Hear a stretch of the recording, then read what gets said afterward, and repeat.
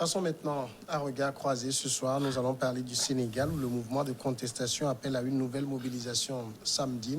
Nous serons du côté de la Côte d'Ivoire. Photocopie a pris la défense par intérim. Patrick Hachi, Premier ministre par intérim. Alassane Ouattara resserre les rangs. On va parler aussi du Bénin. Rekia Madougou incarcéré. Le gouvernement l'annonce désormais officiellement. Et puis le Togo, on évoquera le début de la campagne de vaccination contre le Covid-19. Les membres du gouvernement, avec à leur tête le Premier ministre Victoire Dogbe, ont donné le ton. On va parler de tous ces sujets ce soir et sur le plateau, il y a Firmin Teko Agbo, il est chroniqueur politique. Bonsoir Firmin. Bonsoir Samuel Niaoui, merci de m'avoir invité. Il y a également David Djagbavi qui est du site togosite.com. Bonsoir David. Bonsoir Samuel, bonsoir également aux téléspectateurs. Et puis Adam Adjronou de Vision d'Afrique. Bonsoir Adam. Bonsoir Samuel, bonsoir à toutes celles et à tous ceux qui nous suivent de par le monde. Nous commençons donc avec le Sénégal. Le mouvement de contestation derrière l'opposant Ousmane Sonko a lancé un nouvel appel à manifester samedi, déterminé à profiter du nouveau rapport de force instauré selon son chef de file avec le président Macky Sall. Après plusieurs jours de troubles au Sénégal, même si les blindés de l'armée étaient encore visibles au quartier du Plateau, centre du pouvoir, Dakar offrait mardi un semblant de retour à la normalité après des violences qui ont fait au moins 5 morts. 11 selon le collectif de l'opposition. Amnesty International parle de 8 morts. Dans tous les cas, aujourd'hui, Firmin Teko Agbo, on a l'impression que Macky Sall se retrouve en grande difficulté. Il est en grande difficulté et je ne sais comment il pourrait s'en sortir. Vous imaginez, nous sommes arrivés à une situation où on parle déjà de morts, on parlera certainement aussi des arrestations, on parlera des blessés. C'est la responsabilité première incombe à Macky Sall. Parce que c'est une situation que Macky Sall pouvait éviter. Si on n'avait pas usé de violence, de force à l'endroit de cet opposant-là, on pouvait juste laisser la justice sur son cours normal, laisser l'opposant aller répondre aux questions du juge et puis le libérer. On n'avait même pas besoin de peut-être au départ lever toute son immunité.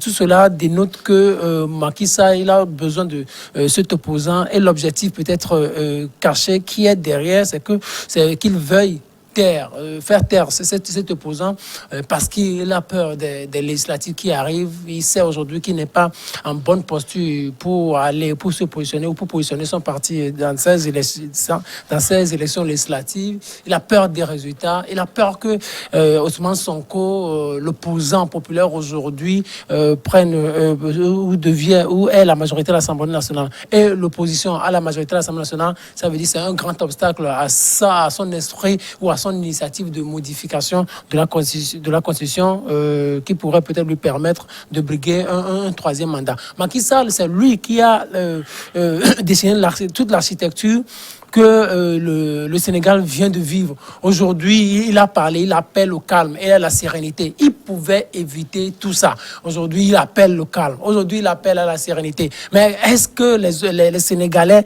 est-ce qu'ils ont déjà oublié les morts? Est-ce qu'ils ont déjà oublié les familles? Est-ce que ces familles ont oublié leurs êtres chers perdus? Le samedi, nous aurons la réponse dans les rues. Je parie que nous aurons encore de très fortes tensions dans les rues de Dakar ou dans tout le pays. Justement, David Djagbavi, est-ce que le samedi prochain, c'est le samedi de tous les dangers?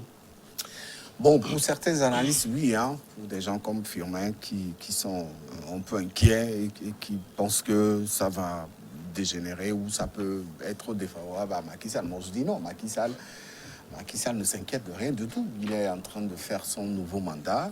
Il va le finir dans quelques années si tout va bien. Et à aucun moment, Macky Sall n'a manifester son désir de modifier la constitution du Sénégal pour se présenter à un nouveau mandat. On lui prête, la constitution a déjà été modifiée sous lui, et donc on lui prête l'intention d'en profiter pour aller à un troisième mandat. Ce qu'il n'a jamais démenti non plus. Oui, mais pour le moment, il dit qu'il ne s'intéresse pas à un nouveau mandat. Macky Sall est en train de vouloir terminer son deuxième mandat, laisser aux Sénégalais à l'esprit il a tenu ses paroles pendant sa campagne électorale. Il a fait de son mieux. Il n'est pas un magicien. Moi, je crois que Ousmane Sonko, avec les mobilisations ou les appels à mobilisation qui sont lancés par certaines formations politiques appelant la population à des manifestation de contestation, il faut faire attention. C'est vrai qu'il y a une situation qui s'est passée, mais cette situation, elle a une raison véritable. On vous convoque en tant que leader politique en justice. Je crois qu'il faut répondre. Il ne faut pas essayer de défier l'autorité de l'État. Quand vous êtes convoqué, vous, en tant que citoyen, le bon sens voudrait que vous répondez à cette convocation. Mais quand vous employez des manières pour faire croire que vous ne voulez pas parce qu'il y a d'autres raisons qui motiveraient ce refus, c'est la conséquence directe. Macky Sall n'a pas demandé cette situation. C'est parce qu'il y a un opposant qui a été convoqué et qui n'a pas voulu répondre à cette convocation. Et la loi a été appliquée. Il faut l'amener. Ils sont allés le chercher. Maintenant, si c'est militant... Il s'y rendait. Il y a eu une foule monstre. De ces militants. Le convoi a pris du retard et puis tout d'un coup la gendarmerie lui met la main dessus et lui colle trouble à l'ordre public, participation à une manifestation. C'est fait à dessein. C'est pas lui qui n'a appelé personne à sortir. Oui, mais c'est ces militants qui sont sortis, c'est ces sympathisants qui sont sortis, qui ont constitué cette grosse foule qui a retenu le convoi qui se dirigeait vers le palais de la justice. Oui, mais en tant qu'autorité politique, il pourrait lancer un appel à l'endroit de ces sympathisants pour leur dire: calmez-vous, laissez la justice faire le travail pour lequel on m'a convoqué, et puis tout le monde va rentrer chez lui. Alors, il se tait, il prend son pied dans la foule, et puis voilà, qu'on dise que c'est Macky Sall qui a créé cette situation, je dis non. Qu'on dise que Macky Sall a fait tirer sur la population sénégalaise, je dis non. On ne peut pas laisser une anarchie s'installer comme ça parce qu'on a convoqué un opposant à répondre à une invitation de la justice. Macky Sall lui-même a déjà été convoqué devant la justice sénégalaise. On se rappelle que quand il s'est rendu, il y avait une foule immense qui l'a accompagné à l'époque également. Il était attendu par le juge à 10h, il est arrivé à 16h. Oui. C'est tout à fait c'est la normal. politique c'est tout à fait normal. Qu'est-ce qu'on peut faire? Aujourd'hui, il faut aussi comprendre que Macky Sall a véritablement l'intention d'asseoir une démocratie au Sénégal, et cela va se faire ensemble avec les autres leaders de l'opposition, pas lui seul. Justement, quand on a vu Adama Adjournou, les manifestations, on a plus l'impression, c'est vrai qu'il y a l'affaire Sonko, mais il y a aussi un ras-le-bol de Macky. Vous avez senti ça? Oui, et c'est vrai, bon, au-delà de la personnalité de Macky Sall que vous citez, c'est vrai, vous n'êtes pas sans savoir que la crise sanitaire que nous avions vécue n'ont pas permis réellement que les gens puissent donc manifester un certain nombre de désarroi lié à plusieurs situations même dans le pays. C'est ce qui a conduit, c'est pourquoi moi je dis quand même que Macky Sall s'est mal pris, dans la mesure où lorsqu'on sait qu'il y a eu disons, une succession de manifestations qui devraient avoir lieu, qui n'ont pas eu le contenu de la situation sanitaire qui ne le permettait pas, il ne faut pas prêter le front. C'est ce qu'il a fait. Et naturellement, les gens se sont donc amêlés à tout. Et d'ailleurs, c'est ce qui peut prévaloir ce que la manifestation de samedi puisse réellement prendre. S'il s'en tenait seulement à la personnalité d'Ousmane Sonko, qui est invité, qui subitement on a constaté qu'il y a donc des déferlements de foule spontanés, c'est justement parce que ce n'est pas fondamentalement seulement la personnalité de Sonko, mais c'est dû au fait que cette succession de ras-le-bol, que ce soit au niveau de Macky, et au regard de la situation également qui est devenue pratiquement insupportable. Je pense que sur cet aspect-là, Macky Sall lui-même l'a reconnu parce que lorsqu'il a pris la parole, il ne s'est pas seulement apaisanti seulement sur la situation de Sonko, mais a fait également révéler ces genres de situations qui s'avèrent réellement au niveau de la jeunesse ou au niveau de la population, qui avait un désenchantement lié donc à la restriction, lié donc à cette pandémie. Mais au-delà de tout, moi je pense que sur cette question-là, moi je l'analyse sur deux aspects. C'est vrai que c'est la France qui a donné le ton, lié au fait qu'aujourd'hui, avec cette situation liée donc au sexe, etc., qui a commencé déjà par prendre beaucoup d'acteurs politiques. Aujourd'hui, on voit réellement que l'Afrique aussi a commencé avec le cas Sonko. Mais c'est trop facile de dire que c'est Macky Sall, c'est Macky Sall. Lorsque vous êtes une personnalité, je pense que la moindre des choses, lorsque vous êtes convoqué sur une affaire judiciaire, même si vous avez une immunité qui vous préserve, je pense que lorsque vous ne vous reprochez de rien, la moindre des choses, c'est de se présenter. Oui, mais en même temps, il y a des procédures pour convoquer un député. La gendarmerie ne lui envoie pas une convocation comme ça, non? Non, mais quand même, tout ça, là, je pense que... Oui, c'est la loi. La loi, c'est la loi. On est d'accord. Mais c'est la loi également qui lui permettait de pouvoir faire prévaloir son immunité pour ne pas aller. Mais tout ceci, je pense que lorsqu'on est de bonne foi, on veut réellement avoir une démocratie qui marche réellement. On ne peut pas quand même, c'est vrai, vous l'avez dit, il y a une procédure, mais au même moment, cette procédure n'occupe pas le fait que vous pouvez quand même vous présenter. Donc, au-delà de ça, moi, je dis que tous les aspects mis ensemble, on fait la sommation de tout. Chacun a une part de responsabilité et à réclamer dans ce débordement-là que nous connaissons ces derniers temps, aussi bien du côté de Sonko qu'aussi bien de Macky Sall.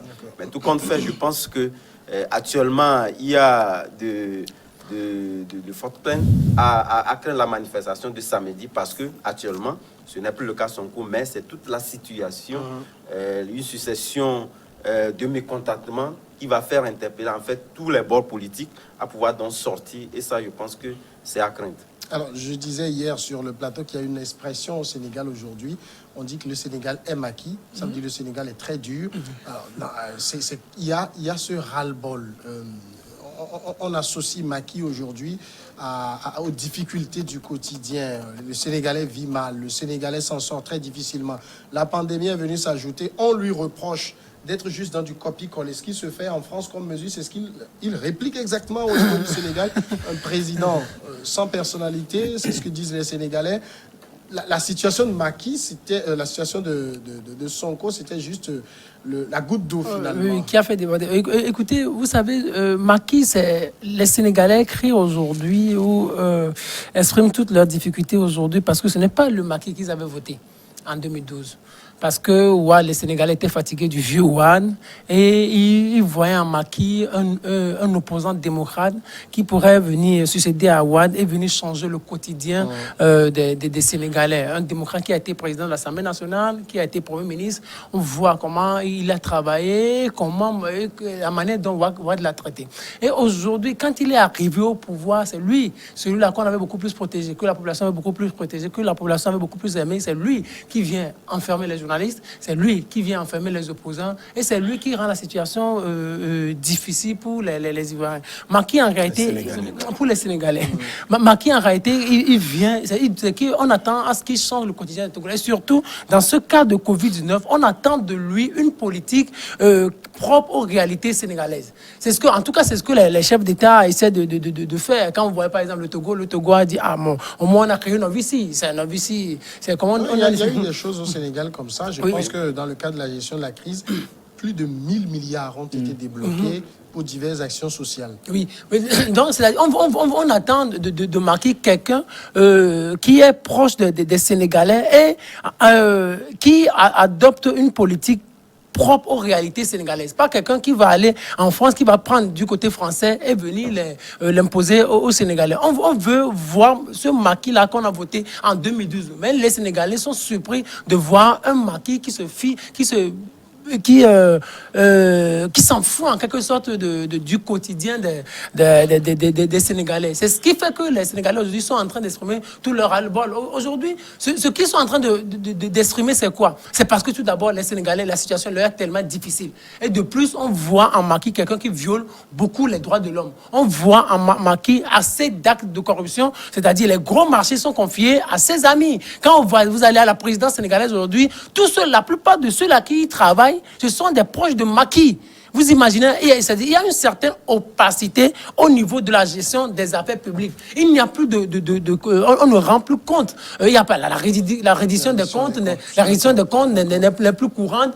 Or, c'est ce que Macky avait promis lors de la campagne de 2012. Ce que Ouad faisait. Et on le dénonçait. C'est ce que Macky est en train de faire aujourd'hui. Les Sénégalais ne se retrouvent plus facilement en Macky. C'est pour cela qu'aujourd'hui, ils sont dans les rues. Et le samedi, ils seront encore plus forts et plus nombreux dans les rues. Alors, l'affaire Sonko elle-même, l'affaire de viol présumé avec menace d'armes, quand vous lisez le procès verbal, moi j'ai eu le temps de le lire, il ne fait que 42 pages. Même l'enquêteur qui a dû démissionner dit qu'il y a beaucoup de contradictions dans l'affaire. Donc, les Sénégalais sont convaincus aujourd'hui qu'il y a du montage.